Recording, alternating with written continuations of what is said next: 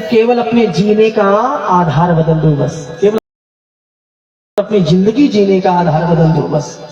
भोलेनाथ भगवान की। उस रास लीला में जब गोपियों को डांटा तो भगवान कुछ क्षण के लिए अंतर ध्यान हुए, और जैसे भगवान अंतर ध्यान हुए शायद परीक्षा लेना चाहते कि जीवात्मा परमात्मा से कितना प्रेम करती है। तो गोपियां उस कटीले वन में नंगे पांव और रात्रि 12 बजे ये महाराज जंगल में अंधेरे में घूम घूम करके और भगवान को ढूंढ रहे। जब परमात्मा ने देखा कि अब ये सब प्राण त्यागने को तैयार हो गई है, तब भगवान कन्हैया उस मध्य रात्रि के पहर में जाकर के प्रकट हुए और बंसी बजाना शुरू किया, और उस बंसी के ध्वनि पर महाराज गोपियां वहां पे नाचती है। भगवान गोपियों के साथ में नाचते हैं, एक जिसको महारास कहा गया है। और इस महारास की ध्वनि कैलाश पर्वत पर गूंजी। माता पार्वती से भगवान शंकर ने कहा, देवी उस महारास में मैं भी चलना चाहता हूं। तो मैया पार्वती ने कहा, महाराज आप नहीं जाएंगे। कहा क्यों? क्योंकि उस महारास में लिखा हुआ है पुरुष प्रवेश वर्जित, वहां पे पुरुषों का प्रवेश नहीं है। तो भोले बाबा ने कहा कोई बात नहीं, आधा नारी तो हम पहले से ही है, इसीलिए मेरा नाम अर्धनारेश्वर है। कहा एक काम करो, तुम थोड़ा मेकअप बॉक्स उठा लेके आओ, हमको फुल नारी बना दो, वहां कोई पहचान भी नहीं पाएगा। आज बड़ा सुंदर निवेदन माता पार्वती से भगवान शंकर करते हैं कि कहते हैं लोग अर्धनारीश्वर, तो फुल नारी बन जाऊंगा, गोपी का रूप धरे गोकुल में, गोपी का रूप धरे गोकुल में, हरि दर्शन को जाऊंगा, गोपी का रूप धरे गोकुल में।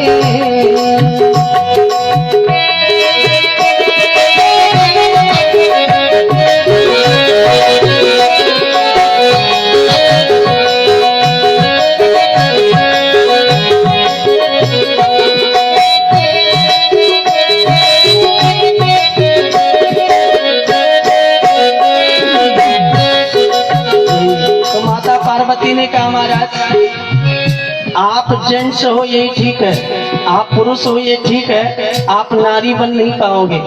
क्यों? तो आपके नारी बनने में समस्या है, क्योंकि नारी को घूंघट बनाना पड़ता है। अब मान लीजिए सर पे घूंघट लेके गए तो गंगा जी की धारा घूंघट बनाने नहीं देगी, और गंगा की धारा घूंघट को नीचे गिरा देगी। अगर मान लीजिए कि गंगा की धारा ने घूंघट आपको बनाने दिया, कहीं नीचे लेके आए, तो तीसरे नेत्र में अग्नि है, आग तुरंत जला देगा कपड़े को, तो आपका घूंघट ही नहीं बन पाएगा। कि सर पे गंगा तेरे लहराती है, माथे झंडा तेरे चमचमाते हैं।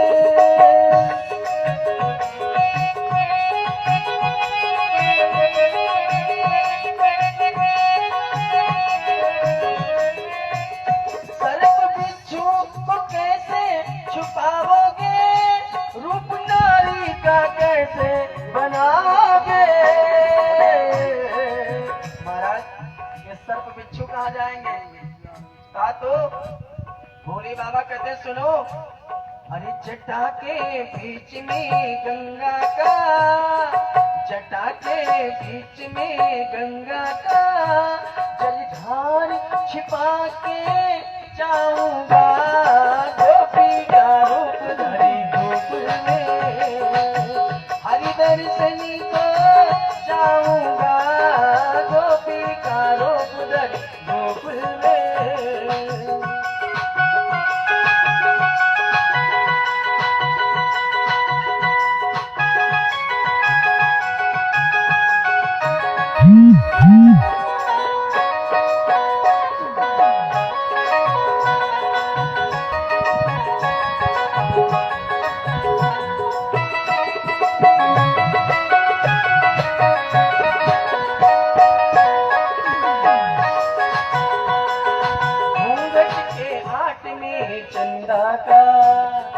घूंघट के आट में चंदा का सखी भाल छिपा के जाऊंगा,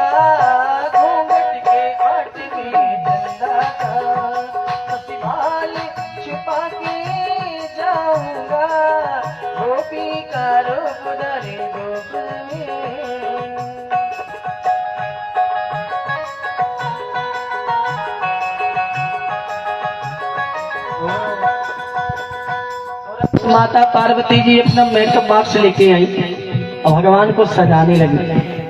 कैसे सजाती है? भोले बाबा कहते हैं एक काम करो, मेरे नाक पे नदिया पिना दे तू, मेरे माथे पे बिंदिया लगा दे तू, गोरी साड़ी तू यमुना पहना दे तू, सिर पे डली मेरे रखा दे तू।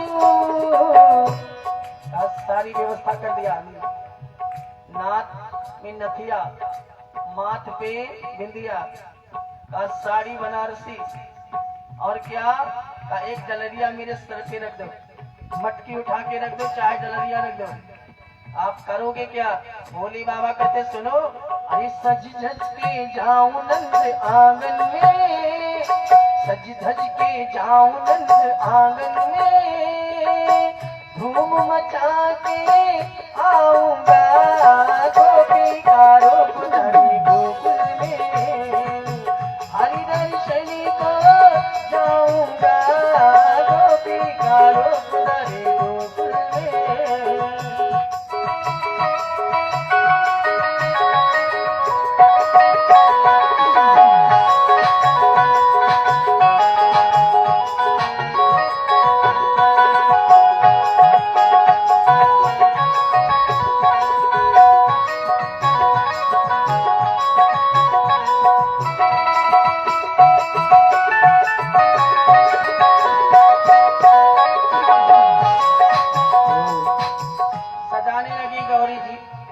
शंकर को, अब शंकर नहीं है, अब इनका नाम पड़ गया गौरी शंकर, क्योंकि आधा नारी है आधा नर है। कि गौरा हंस हंस के शिव को सजाती है, क्रीम पाउडर लिपस्टिक लगाती है,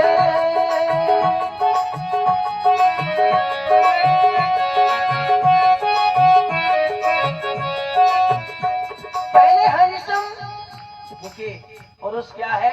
अगर सुंदर हो तो उसको ब्यूटीफुल नहीं कहते, क्या बोलते? हैंडसम। का पहले हैंडसम अब ब्यूटीफुल लगते हो, सचमुच आज शिवा जैसे दिखते हो। महाराज शिव नहीं हो, शिवा हो गए हो। हाँ, लेकिन एक बात है, आपकी चोरी पकड़ जाएगी। भगवान शंकर ने कहा ये कैसे?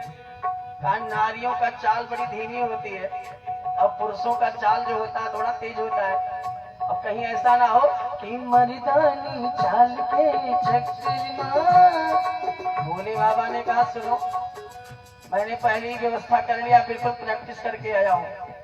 कहा मर्दानी चाल नहीं चलूंगा, अरे मर्दानी चाल के चक्कर में मटक के जाऊंगा गोपी का रूप धरी गोकुल में, हरि दर्शनी को जाऊंगा गोपी का रूप धरी गोकुल में।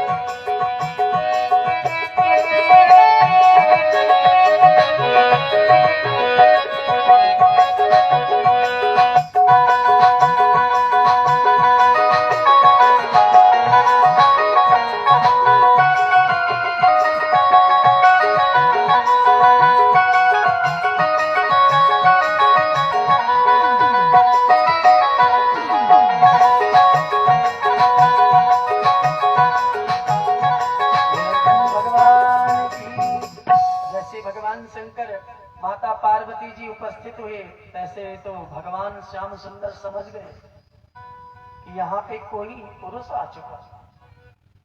तो भगवान श्याम सुंदर ने पार्वती जी से कहा, देवी जो आपके साथ में सारी गोपियां अपने मुख को खोल करके नृत्य कर रही हैं, और ये आपके साथ में घूंघट क्यों बनाए हैं? तो कहा देखिए ऐसा इसके आंखन में कुछ कमी है ना, इसलिए शर्म करके